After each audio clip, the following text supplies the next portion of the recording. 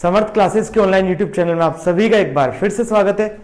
Last lecture तक हम बात कर चुके थे क्वाड्रेटिक इक्वेशन में बेसिक जो मेथड्स होते हैं क्वाड्रेटिक इक्वेशन को सोल्व करने के, जैसे हो गया quadratic formula method, middle term splitting method और कंप्लीटिंग द स्क्वायर मेथड। ठीक है, द्विघात सूत्र हो गया आपका, मध्य पदों का विभाजन हो गया और पूर्ण वर्ग विभाजन हो गया। ये तीनों मेथड हम पिछले लेक्चर तक कंप्लीट कर चुके। आज के लेक्चर में हमें क्या करना है, कुछ क्वाड्रेटिक की वर्ड प्रॉब्लम हम करने वाले हैं, जो कि मैंने ली है आर डी शर्मा से। ठीक है, तो देखना पहला क्वेश्चन क्या है आपकी स्क्रीन पे।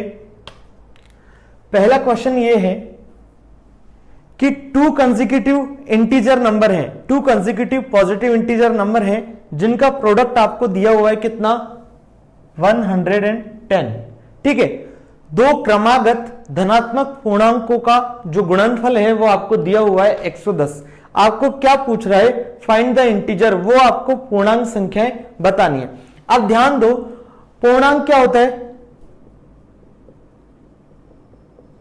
ये सब क्या है, पूर्णांक ही तो है, ऐसे चलता जा रहा है, ऐसे इधर चलता जा रहा है, ये सब क्या होता है, इंटीजर नंबर पूर्णांक होते हैं। लेकिन हमसे यहां पे बात की है पॉजिटिव इंटीजर की, तो पॉजिटिव इंटीजर कौन से हो जाएंगे, ये वाले, मतलब नेचुरल नंबर ही क्या होती है, पॉजिटिव इंटीजर नंबर। जो प्राकृत संख्याएं होती है वही क्या होती है, हमारी धनात्मक पूर्णांक संख्या।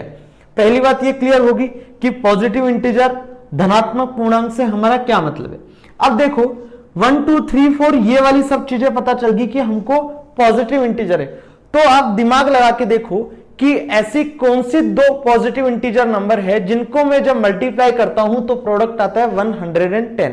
चलो इससे पहले एक और चीज देखते हैं, यहां पे यहां लिखा हुआ है कंसेक्यूटिव मतलब क्रमागत। तो देखो अगर एक इंटीजर ले लिया मैंने 2, तो इसके कॉन्सेक्यूटिव कौन सा है, 3 तो होगा, हाँ कि ना। तो कॉन्सेक्यूटिव क्रमागत का मतलब होता है लगातार आने वाले, ये बात क्लियर है। मान लो मैं सम संख्या लिखता 2 4 6 8, ठीक है, और वो बोलता कि 2 के बाद वाली दो क्रमागत सम संख्याएं बताओ, कॉन्सेक्यूटिव इवन नंबर बताओ आफ्टर 2। तो आफ्टर 2 कॉन्सेक्यूटिव इवन नंबर क्या होते हैं, 4 और 6 ही तो होते। तो कॉन्सेक्यूटिव का मतलब क्रमागत का मतलब होता है लगातार। ठीक है, तो आपको अब आंसर पता चल गया हो गया इस क्वेश्चन का, किस क्वेश्चन का आंसर आने वाला है 10 और 11, कि एक पॉजिटिव इंटीजर नंबर हो जाएगा 10, एक पॉजिटिव इंटीजर नंबर हो जाएगा 11। जब मैं इन दोनों को मल्टीप्लाई करूंगा तो आंसर आ जाएगा मेरा 110। तो आपका बिल्कुल आंसर सही है। इस क्वेश्चन का आंसर आने वाला है 10 और 11। लेकिन ये तो रही हमारी बात एकदम हवा में सोल्व करने की। लेकिन मान लो ये क्वेश्चन आपके बोर्ड में आ गया तो आपको कैसे करना है, तो वो ट्रिक हम देखने वाले हैं। ठीक है, तो ये बात क्लियर होगी कि इस लेक्चर में हम क्या करने वाले हैं, 4-5 क्वेश्चन है, उनकी हम वर्ड प्रॉब्लम करने जा रहे हैं। तो देखना पहला question, let suppose first positive integer, मैंने एक पॉजिटिव इंटीजर मान लिया x। अब ध्यान दो, हमने जो पॉजिटिव इंटीजर लिखे थे वो यही तो थे, धनात्मक पूर्णांक। तो इन सबके बीच का जो गैप है वो कितने का है, 1 1 का। जो इनके बीच का अंतर है वो कितना आ रहा है, 1। तो इसका मतलब अगर मैंने एक पॉजिटिव इंटीजर एक धनात्मक पूर्णांक मान लिया x, तो पक्की बात है कि सेकंड कंसेक्यूटिव पॉजिटिव इंटीजर क्या हो जाएगा, बताओ मेरे को एक बार। सेकंड कंसेक्यूटिव पॉजिटिव इंटीजर क्या होना पड़ेगा, x+1 होना पड़ेगा कि नहीं होना पड़ेगा, ये बात क्लियर होगी। अगर 1 2 है तो दूसरा पॉजिटिव जो कंसेक्यूटिव नंबर होता है वो क्या होता है, 3 तो होता है। तो एक मान लिया मैंने x, तो पक्की बात है एक को क्या होना पड़ेगा, x+1। ये बात क्लियर है। अब देखो हमें क्या दिया हुआ था कि इन दोनों का प्रोडक्ट कितना है, 110, बस सोल्व हो गया। इसका मतलब x इंटू x+1 की वैल्यू कितनी है, 110। सोल्व करो आंसर पाओ, ये हो गया x² प्लस x माइनस 110 बराबर 0। इस 110 को क्या किया मैंने, इधर ले आया, मतलब साइड चेंज कर दिया, इस दाएं पक्ष को बाएं पक्ष में कन्वर्ट कर दिया, पक्षांतरण कर दिया। हिंदी मीडियम वाले लिख लेना, माना पहली धनात्मक संख्या x है, ठीक है, अतः दूसरी क्रमागत धनात्मक पूर्णांक संख्या क्या हो जाएगी, x+1।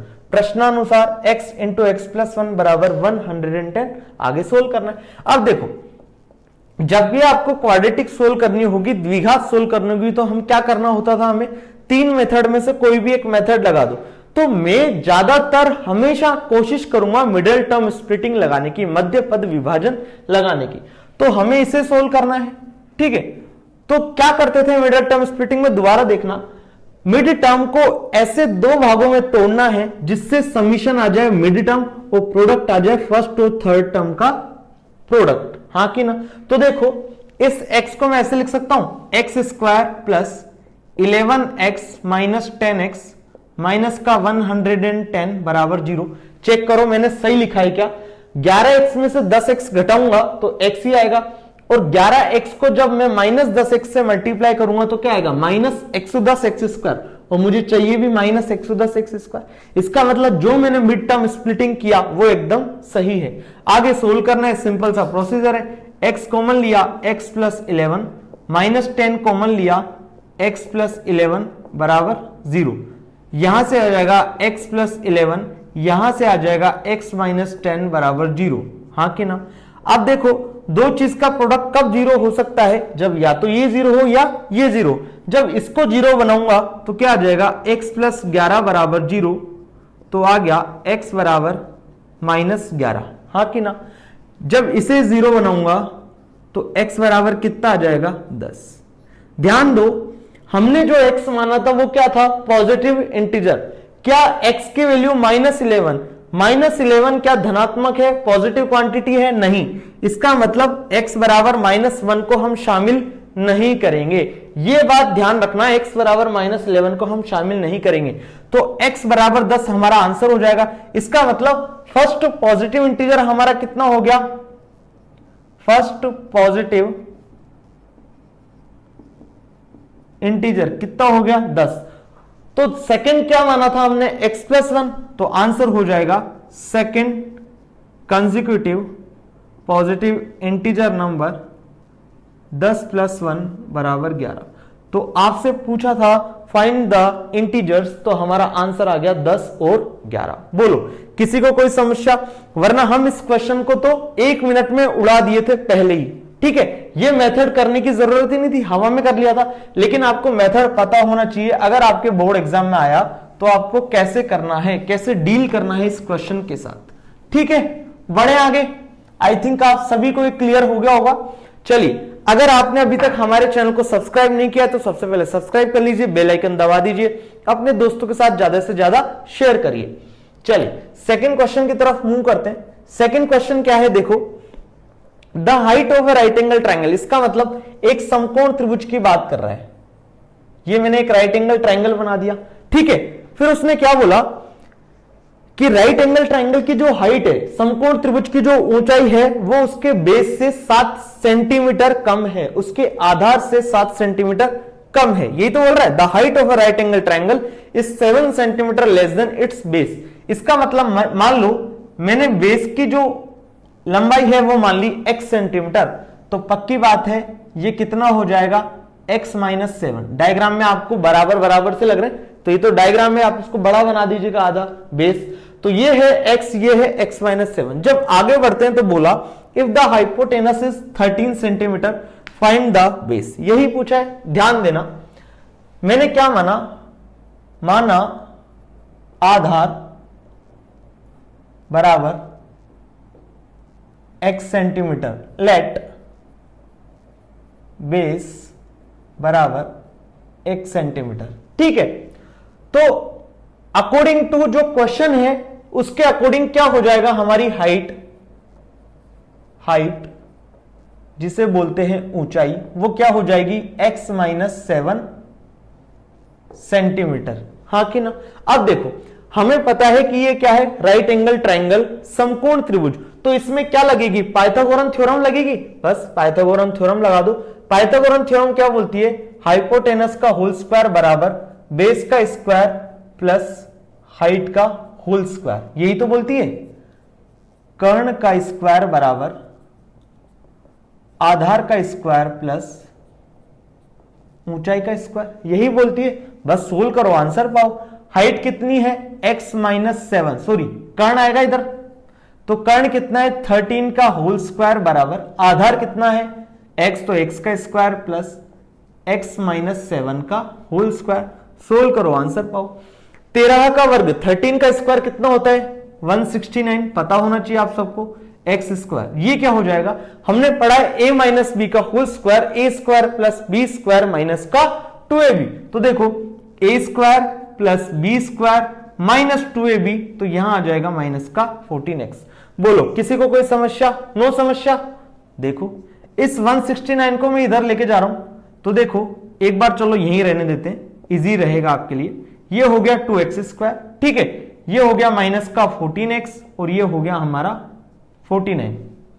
यहां तक किसी को दिक्कत नहीं है, 2x square minus 14x plus 49। अब देखो क्या किया मैंने, इसको इधर ले गया, इसको इधर ले गया, कोई दिक्कत नहीं है। इसको इधर लेके जाता तो माइनस पूरे पे माइनस आता, इसको लेके जाता पूरे पे माइनस आता, माइनस से माइनस कट जाता। इसका मतलब जो हम कर रहे हैं बिल्कुल सही कर रहे हैं, या ज्यादा बेटर है आप इस 49 को इधर ले आओ, आपके लिए और इजी हो जाएंगी चीजें। तो 169 माइनस 49 बराबर 2x स्क्वायर माइनस का 14x। बोलो किसी को कोई दिक्कत? नो दिक्कत। 9 में से 9 गया तो 0, 16 में से 4 गया तो 120 बराबर 2x स्क्वायर माइनस का 14x। इस पूरी इक्वेशन को मैं ऐसे लिख सकता हूं, 2x square minus 14x minus का 120 बराबर 0। बोलो किसी को कोई समस्या क्या? नो समस्या। इसका मतलब जो हमें क्वेश्चन दिया हुआ था वो हमारा इसमें कन्वर्ट हो गया।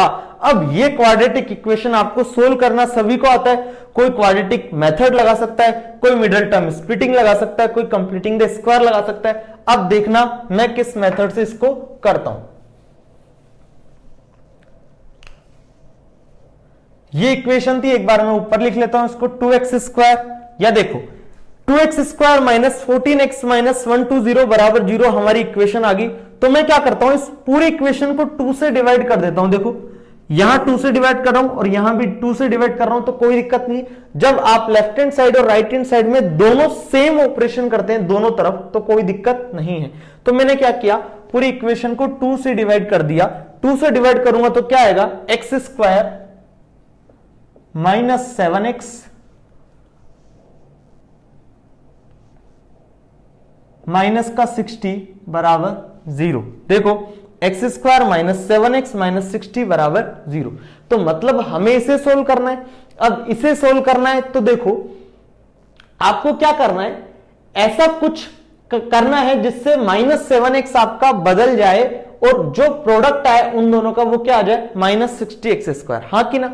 तो देखो हम जानते हैं कि 12 5 कितना होता है 60, और मैं ये भी जानता हूं कि 12 में से 5 जब सब्ट्रैक्ट करूं घटाऊंगा तो कितना आएगा 7, लेकिन यहां माइनस का है। इसका मतलब मैं क्या करूंगा, देखना, x square minus 12x plus 5x minus 60 बराबर 0। देखो माइनस 7x को मैंने लिख दिया माइनस 12x प्लस 5x, देखो माइनस 7x ही आ रहा है। और जब मैं इन दोनों का प्रोडक्ट करता हूं तो कितना आएगा, माइनस का 60x स्क्वायर। हमें चाहिए भी कितना था, माइनस 60 का x स्क्वायर, यही तो चाहिए था। इसका मतलब जो हमने मिडिल टर्म स्प्लिटिंग किया वो एकदम सही है। सोल्व करना है, आंसर पाना है।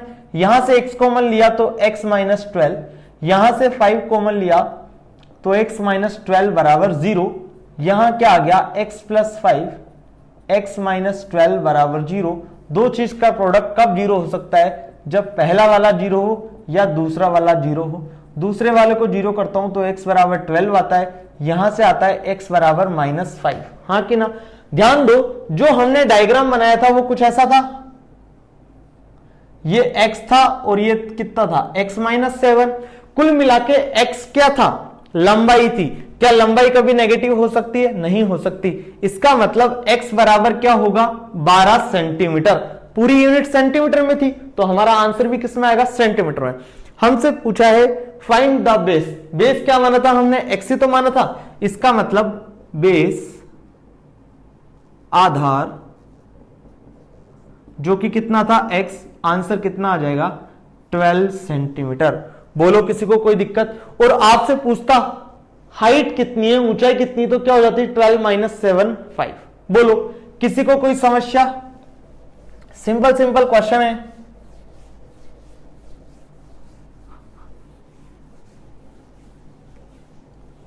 चलो नेक्स्ट क्वेश्चन की तरफ मूव करते हैं। थर्ड क्वेश्चन देखना क्या है, आपको दो वर्ग दे रखे हैं, दो स्क्वायर दे रखे हैं उनके एरिया का आपको समीशन गिवन है, दो वर्गों के क्षेत्रफल का योग आपको दिया हुआ है। मान लो मैंने ये दो वर्ग बना दिए, ये मैंने दो वर्ग बना दिए, इन दो वर्गों के क्षेत्रफल मतलब मान लो इसकी भुजा मैंने मान ली x, इसकी भुजा मैंने मान ली y, ठीक है। ये मान लो एरिया, इसका एरिया क्या हो जाएगा एक्स स्क्वायर, इसका एरिया क्या हो जाएगा वाई स्क्वायर। जो वर्ग होता है स्क्वायर उसका एरिया क्या होता है, साइड का स्क्वायर भुजा का स्क्वायर ही तो होता है। तो मैंने पहले स्क्वायर की साइड मान ली x, दूसरे स्क्वायर की साइड मान ली y, तो इसका एरिया हो गया एक्स स्क्वायर, इसका एरिया हो गया वाई स्क्वायर। अब मुझे क्या क्या बोला कि दो वर्ग हैं, दो स्क्वायर हैं, उनके क्षेत्रफल का योग कितना है, देखो एक बार 468 वर्ग मीटर, ठीक है। इसका मतलब मुझे क्या क्या गिवन है, x square plus y square बराबर 468, इक्वेशन नंबर 1, ये चीज मेरे को गिवन है। आगे बढ़े, उसने बोला if the difference of their perimeter is 24 metre, क्या बोला कि इन दो जो वर्ग हैं, ये जो दो वर्ग हैं उनके परिमापों का जो अंतर है वो मुझे दे रखा है 24 मीटर, हाँ कि ना। अब देखो इस वाले डायग्राम में तो मैंने क्या किया, y को बड़ा माना है, मतलब y जो भुजा वाला जो स्क्वायर है उसे मैंने बड़ा माना है, लेकिन हो सकता है x वाला भी तो बड़ा हो सकता था। तो देखो दूसरी कंडीशन क्या बनेगी आपकी, या तो x माइनस वाई बराबर 24 हो सकता है, गलत, ये गलत लिख रहा हूं। क्या बोला है, परिमापों का अंतर, पेरीमीटर का डिफरेंस। पेरीमीटर क्या होता है 4 इंटू साइड 4 गुणा भुजा, तो पहले वाले का पेरीमीटर हो जाएगा 4x, दूसरे वाले का पेरीमीटर हो जाएगा 4y, और इन दोनों का अंतर कितना दिया हुआ है उसने 24, चेक करो 24 ये, तो ये होगी इक्वेशन नंबर 2। एक आपको इन दोनों से सोल्व करना है और एक आप दूसरी इक्वेशन क्या बना सकते हैं 4y माइनस 4x बराबर 24, इक्वेशन नंबर 3। बोलो किसी को कोई समस्या सबसे पहले इक्वेशन लगाने में। अब देखो मैंने ये दोनों इक्वेशन में आपको थोड़ा सा सोचना पड़ेगा, हो सकता था ये मैंने डायग्राम में क्या किया, y वाला जो y साइड वाला जो स्क्वायर है, y भुजा वाला जो वर्ग है उससे बड़ा बनाया हो, ऐसा भी तो सकता था, ये होता x, ये होता x स्क्वायर, ये होता वाई स्क्वायर, ये होता वाई, ऐसा भी तो हो सकता था, मतलब x भुजा वाला वर्ग बड़ा हो सकता था। तो आपको दोनों कंडीशन लेके चलनी पड़ेगी, वो ज्यादा बेटर है आपके समझने के पॉइंट ऑफ व्यू, ठीक है। आपका आंसर एक से भी आ जाता है, लेकिन आपको समझने के लिए दोनों चीजें होनी चाहिए। फिर आपको क्या होता है, वरना 10th में कुछ और पढ़ा देता है टीचर, फिर 11th में आप जाके ये चीज देखते हो कि एक्चुअल होता ऐसा था, लेकिन आपके मास्टर ने आपको ऐसी डायरेक्ट एक चीज बताई, ठीक है। तो ऐसा नहीं हो, आपको सब चीजें समझ में आए, ठीक है। आगे बढ़ते हैं, तो इसमें क्या दिया हुआ है आपको, formulate the quadratic equation to find the sides of two square. आप द्विघात समीकरण को ज्ञात करो जिससे कि हम उन वर्गों की भुजा ज्ञात कर पाए। आपको भुजा नहीं निकालनी, केवल द्विघात समीकरण निकाल के ही छोड़ देना है, बाकी उसकी हिड़क है। आपको क्वेश्चन में उसने बोला है कि केवल क्वाड्रेटिक इक्वेशन निकाल के बता दो, तो मैं क्या करूंगा, एक बार इन दोनों को यूज में लूंगा, एक बार इन दोनों को यूज में लूंगा, सिंपल सा क्वेश्चन बन गया यार ये तो, ठीक है। देखो x square plus y square बराबर 468 है, यहां से क्या करो, एक्स और वाई की वैल्यू को आप यहां पे पुट कर दो, आंसर आ जाएगा। देखो इस इक्वेशन नंबर 2 को मैं क्या कर सकता हूं, इक्वेशन नंबर जो 2 है इसको मैं मॉडिफाई कैसे कर सकता हूं, देखो पूरी इक्वेशन को मैं किससे डिवाइड कर दूं, 4 से डिवाइड कर दूं, तो क्या बनेगा x माइनस वाई बराबर 6, हाँ कि ना। इसका मतलब x बराबर 6 प्लस वाई बन जाएगा, ये बात सबको पता है। इक्वेशन नंबर 2 को अगर मैं मॉडिफाई करूं, इस वैल्यू को आप इक्वेशन नंबर 1 में रखोगे तो क्या आएगा, देखना एक्स स्क्वायर की जगह 6 प्लस वाई का whole square plus y square बराबर 468, ठीक है। 36 plus y square plus 2 into this 12y plus y square बराबर 468, ठीक है। तो आप इसे सोल्व कर लेना, एक इक्वेशन तो आपकी ये बन गई 2y square plus 12y plus 36 बराबर 468। इसको और आप सिंप्लीफिकेशन कर सकते हैं इस इक्वेशन का, ठीक है। एक बार आप 1 और 3 को यूज में लेके बना सकते हैं। तो आपका इस सिंपल सा क्वेश्चन ये होमवर्क के लिए हो गया आपका। कोई दिक्कत हो तो आप मेरे नंबर पे आप व्हाट्सअप कर सकते हैं, आपको तुरंत 1-1.5 घंटे में उसका सॉल्यूशन प्रोवाइड करा दिया जाएगा, क्योंकि कई बार मैं भी बिजी होता हूं किसी काम में, ठीक है। आप हमारे टेलीग्राम ग्रुप को भी ज्वाइन कर सकते हैं। तो ये एकदम बेसिक क्वेश्चन था हमारा, इसमें हमें केवल और केवल क्वाड्रेटिक इक्वेशन निकाल के छोड़ देना था। अगर आपने अभी तक हमारे एंड्रॉइड ऐप को इंस्टॉल नहीं किया है तो प्ले स्टोर पे जाइए, समर्थ क्लासेस ऑनलाइन हमारा जो ऐप है उसका नाम है, सर्च करिए और इंस्टॉल कर लीजिए। बाकी जो भी डिटेल है आपको डिस्क्रिप्शन बॉक्स में अवेलेबल हो जाएगी। चलिए फोर्थ क्वेश्चन देखते हैं। फोर्थ क्वेश्चन देखने से पहले एक चीज देखो, मान लो मेरे पास दो अंक है 3 और 6, ठीक है। मेरे पास एक डिजिट है 3, एक डिजिट है 6। इन दो डिजिट से मेरे को अंक बनाना है। कैसे बनाऊंगा? मान लो ये 3 और ये 6 दो अलग अलग डिजिट है और इनसे बन के क्या बन रहा है? 36। एक नंबर है, संख्या है 36, वो बन रहा है। तो कैसे बना?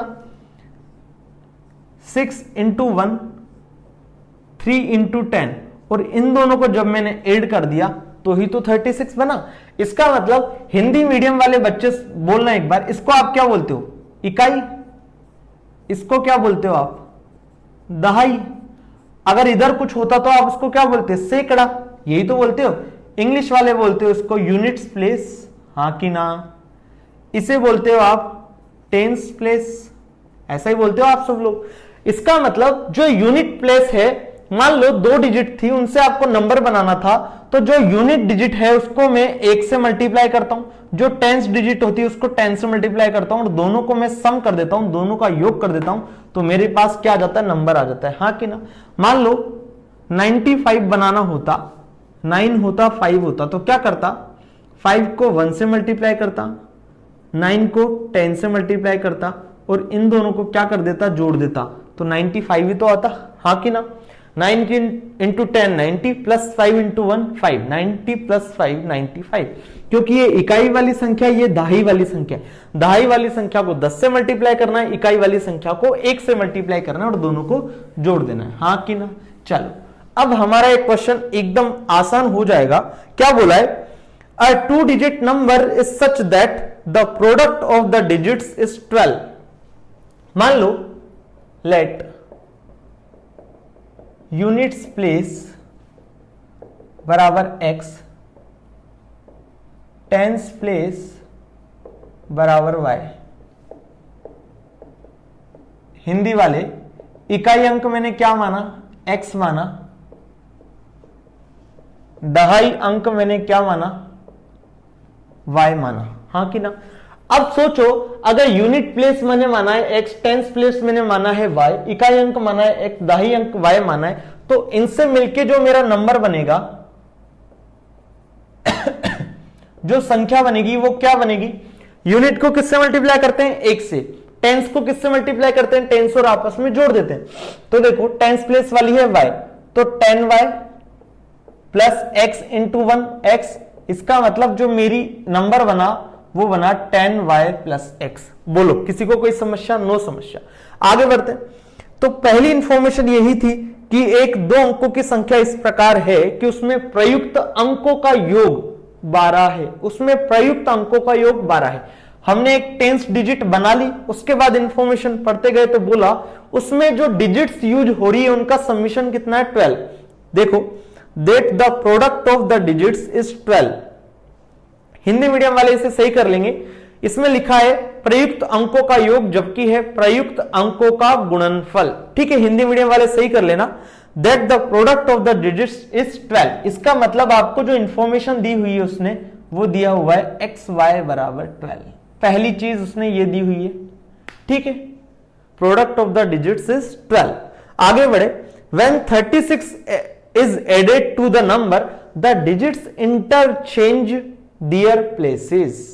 देखना ये जो नंबर था उसमें मैंने क्या किया,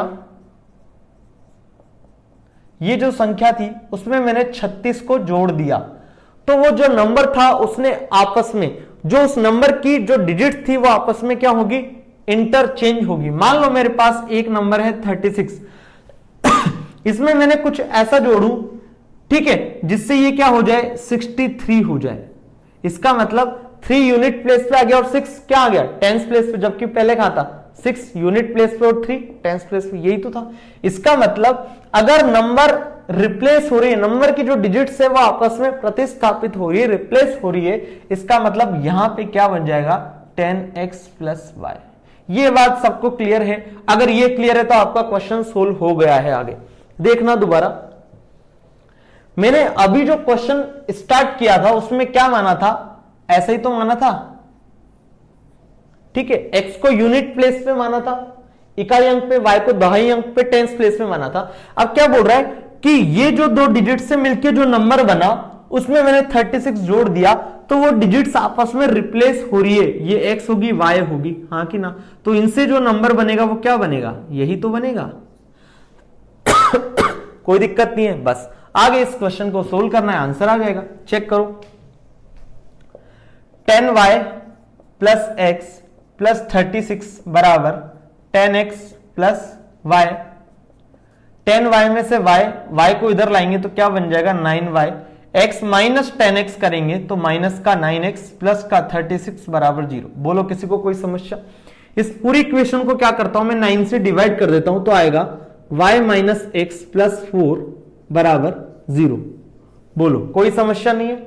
अब यहां हमें एक और इंफॉर्मेशन दे रखी थी xy बराबर 12 और एक इक्वेशन हमारी ये आ गई। इन दोनों से हमें क्या करना है, इस इक्वेशनों को सोल्व करना है, x और y की वैल्यू निकालनी है। देखो कैसे करेंगे, यहां से मैं x की वैल्यू यहां पे रखता हूं तो क्या आएगा, देखना, equation number 1 from equation 1 and 2, समीकरण 1 और 2 की सहायता से मैंने क्या किया, x की वैल्यू यहां पे रखूंगा तो देखना क्या हो जाएगा, y माइनस x की जगह क्या आ जाएगा 12 बाय y, तो ये आ गया 12 बाय y प्लस 4 बराबर 0। बोलो कोई समस्या नहीं है? अब देखना क्या किया मैंने, यहां पे एलसीएम ले लिया y, ये 1 ही तो है बेसिकली, तो 1 को मतलब y में भाग देंगे 1 का तो कितना जाएगा, y into y square minus 12 plus 4y, यहां क्या आ गया 0।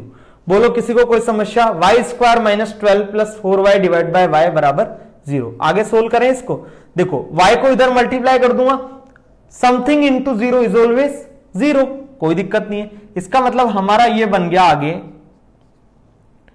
y square plus 4y minus 12 बराबर 0। बोलो सही कर रहे हैं अपन?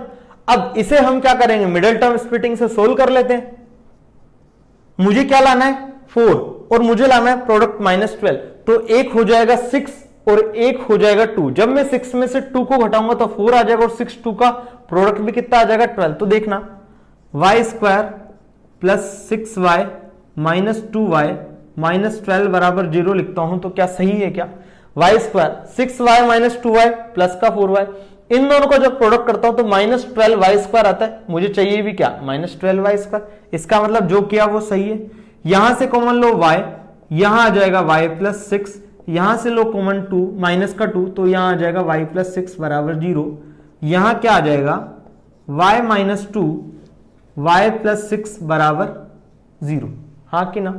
दो चीज का प्रोडक्ट कब 0 हो सकता है, जब पहले वाला 0 हो या दूसरे वाला 0 हो, तभी तो हो सकता है। तो जब मैं y माइनस 2 को 0 करूंगा तो मेरा आंसर आ जाएगा y बराबर 2, और जब मैं करता हूं y प्लस 6 को 0 के बराबर तो यहां से आ जाएगा y बराबर माइनस का 6, हाँ कि ना? कोई दिक्कत नहीं है। अब देखो y बराबर 2 आ गया, हाँ कि ना? और हमसे क्या पूछा है, संख्या ज्ञात करें। आप संख्या ज्ञात कर सकते हो आराम से, हमारा जो नंबर था वो यही तो था 10y प्लस x। बोलो y की वैल्यू को आप यहां रख देना एक बार, y की वैल्यू आप 2 यहां रखोगे तो x बराबर कितना आ जाएगा 6 आ जाएगा। तो कुल मिला के y की वैल्यू जब आ गई तो x की वैल्यू आ जाएगी, और y और x आ गया तो आप यहां रख देना, हमें संख्या पता हो जाएगी। बोलो किसी को कोई समस्या इस क्वेश्चन में? तो आज हमने देखे हैं बेसिकली वर्ड प्रॉब्लम, जो संख्या पे जो बेसिकली आपके वर्ड प्रॉब्लम होती है, स्टेटमेंट प्रॉब्लम होती है, उनसे कैसे निपटा जाए। ठीक है, तो आपको ये रामबाण तरीके अच्छे लगेंगे आई होप। अगर आपने अभी तक आपके दोस्तों के साथ ये वीडियो शेयर नहीं किए तो पहले वीडियोज को शेयर कीजिए, लाइक कीजिए। हमारे प्ले स्टोर से आप एंड्रॉइड ऐप को भी इंस्टॉल कर सकते हैं। हमारे वीडियोज को देखते रहिए। Bye bye, take care.